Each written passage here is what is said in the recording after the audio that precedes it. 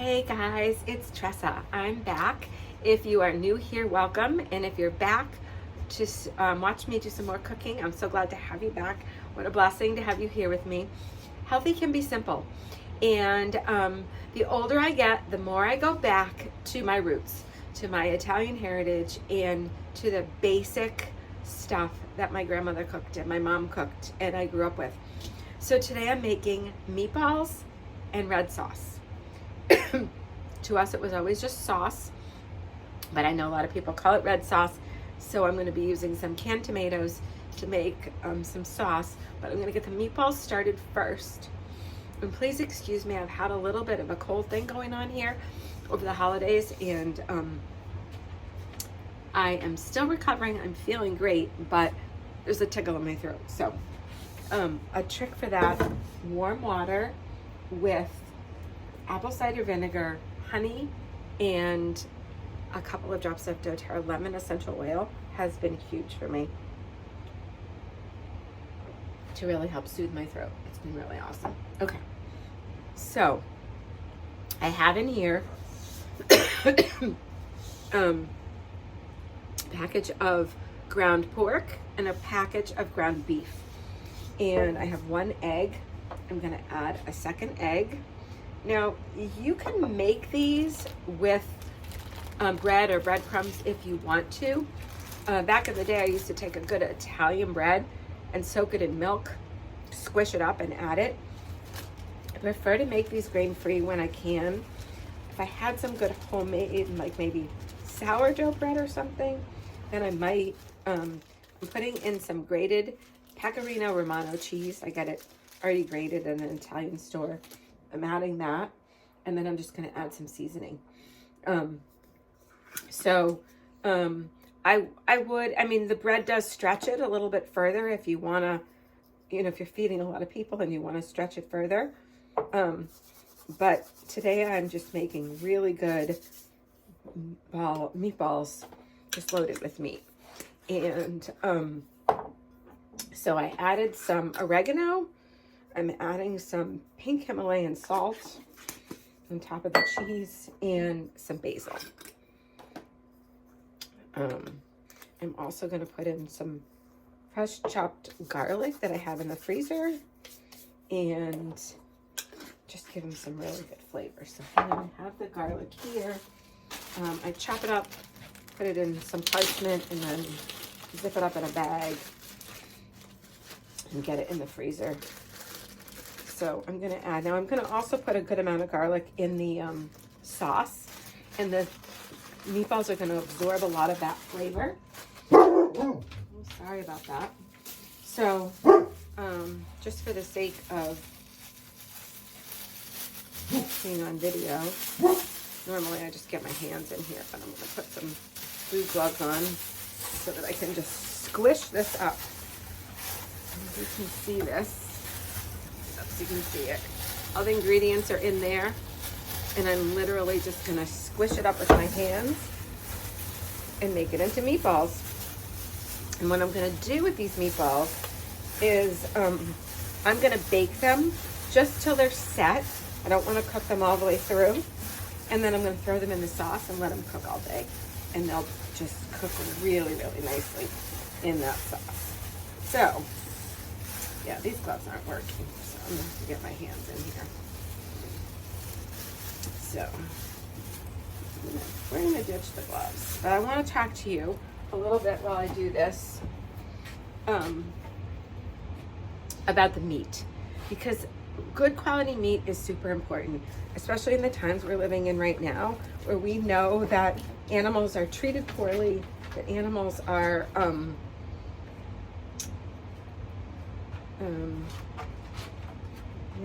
treated poorly. Animals are fed a lot of crap. I was watching something the other day. They were talking about how the cows, before they're slaughtered, are sent out to eat all these crops that are sprayed with Roundup. So we don't know what we're getting. We're hearing about vaccine injections in animals and all sorts of craziness that is happening. So we do not want, you want to make sure you're getting good quality meat. So since I've been living up here in central New Hampshire, I have found a couple of really great local farms and a local store that carries meat only from local sourced farms.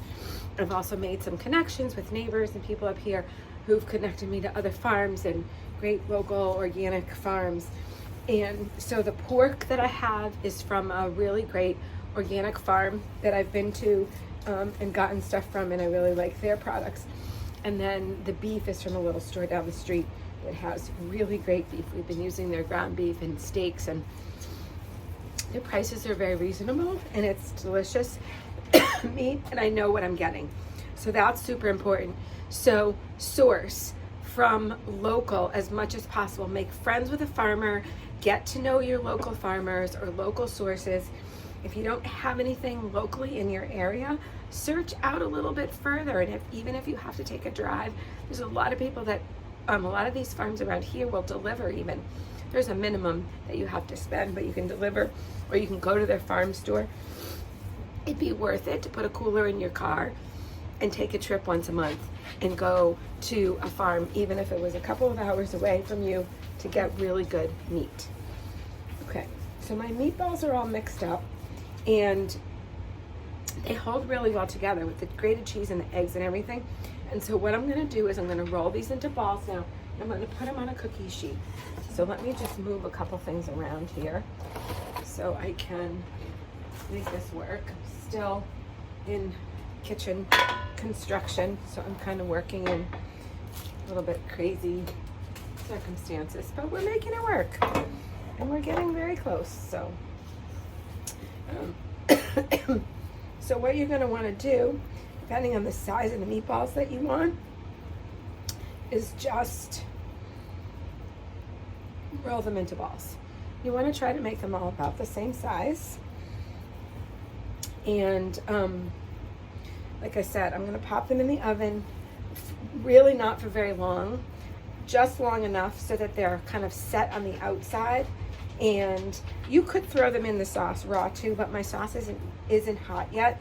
And so I wanted to get my sauce going, and timing wise this morning, I just didn't have time to do that earlier. So I decided that I would do it this way. And I actually kind of like to do it this way too, because it really does set the meatballs just a little bit, and then they'll finish cooking in the sauce and they'll be quite delicious. So I'm making them a decent size so that they're not like super tiny. You could make smaller meatballs if you wanted to.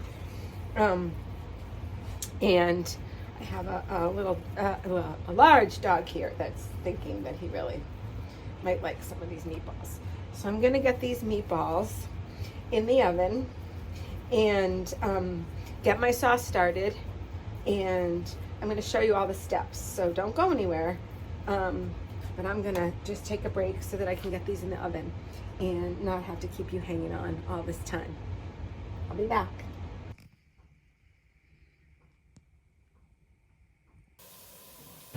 Okay, my meatballs are just about done. They're in the oven. I have got my onions and garlic in here with some red wine. They're getting nice and soft. I'm gonna add a little more red wine, and then I'm gonna get my tomatoes in. So I'm just using canned tomatoes that I get from Azure. I really like the quality of their products, and I have not had a garden for the last couple of years, so I don't have my own tomatoes canned. So normally that's what I would use. And planning for lots of tomato plants this coming summer so that I can do that. But in the meantime, these are great. You can get jarred ones as well.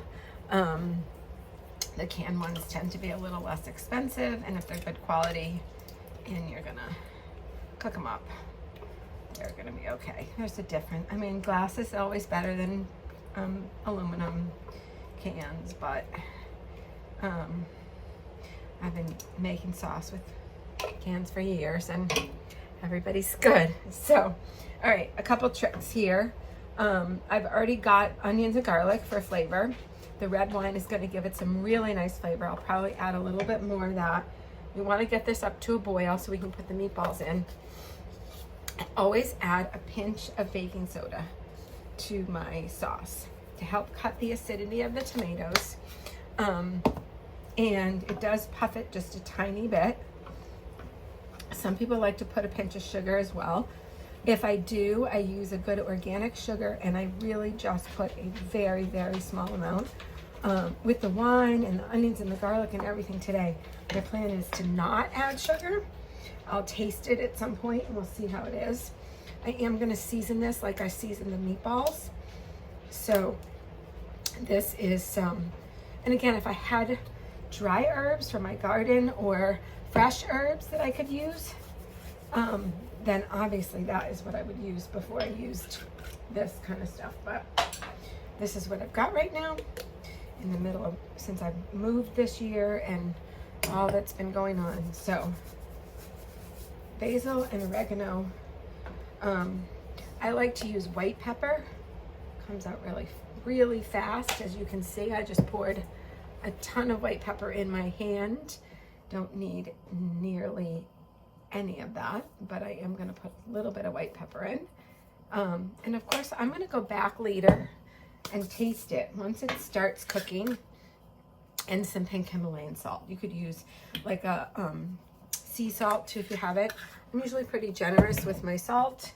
I'm gonna add a little bit more red wine.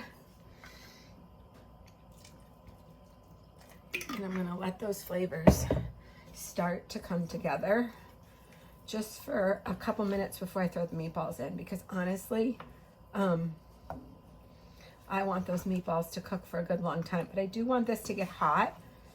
And the good thing is having baked the meatballs, and I'm gonna pull those out so you can see them. Having baked the meatballs, the meatballs are hot. You're not putting cold meat into a hot pan. Now there's lots of different ways that you can make sauce. You can make a meat sauce where you take, like you could use like stew meat, or you could make a brajol, which is a cut of meat that you pound really thin and you fill it with like fresh basil and garlic. You can put some cheese in it if you want to as well. And then what you do is you roll it up and tie it, throw that in. Any meat like that, or pork, like tenderloin is great to put in, or you could do chops. And what you want to do with that is you want to brown the meat in with the garlic and onions and olive oil in the bottom of the pan. And then once it's seared, add your tomatoes over it and let the tomatoes cook. You can make a cacciatore with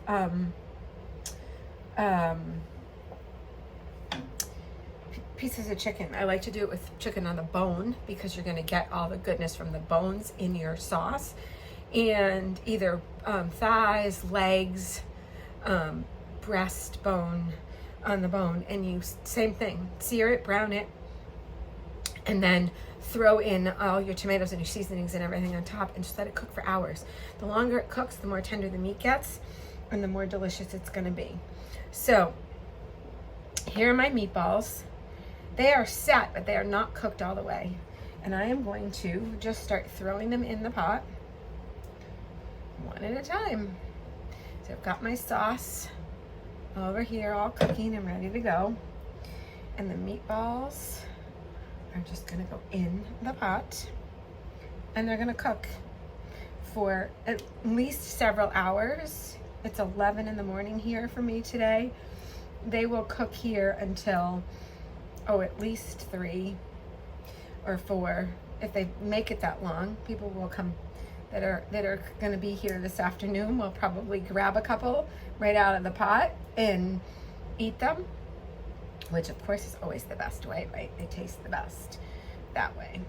And they're just gonna melt into the sauce and just cook down, give the sauce a lot of flavor from the meat, and the meatballs are gonna get a lot of flavor from the sauce. So it works. It's a win for everybody.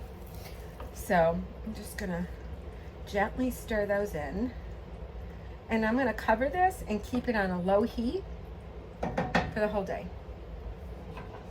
And They're going to be delicious. They'll make a great meatball sandwich. They'll be great with pasta or with vegetables. I like to serve, you do like zucchini noodles, you know, the zoodles, and with the sauce and meatballs over it. You could make lasagna and slice up the meatballs, put it in there. You could do them on the side and just use the sauce for the lasagna.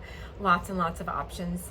But whatever way you do it, red sauce is great. Best way I like to take is a piece of homemade fresh bread, which I don't have any of today, unfortunately, and dip it right in the pot so you get a good taste. My mother used to have a loaf of Italian bread on sauce making day, always, and she'd say, hold on, I need you to taste the sauce. And she'd take a slice of Italian bread and she'd pour a little sauce and some grated cheese on top and say, here you go, taste this. And it was like a little mini pizza snack in the afternoon, and you got to taste her delicious homemade sauce. So that is, it's really not, it's healthy, can be simple. It's so simple. And now I will have homemade sauce. I can keep it in the fridge. I can refrigerate it and keep it up to a week, but I can also freeze it. If I have extra and we're not going to use it up, I'll jar it up and or put it in containers and put it in the freezer, and then have sauce ready to go whenever you need it. You could also can the sauce if you wanted to, even though you've made it from canned, and you could recan it. You can water bath. I don't have a pressure canner, but you can water bath because it's got enough acid in it that you can water bath can it, and then you'd have a bunch of jars of sauce ready to go whenever you need it. So lots and lots of ways to prepare food. I hope that you all have a wonderful, wonderful day. God bless you. Come back and see me again soon.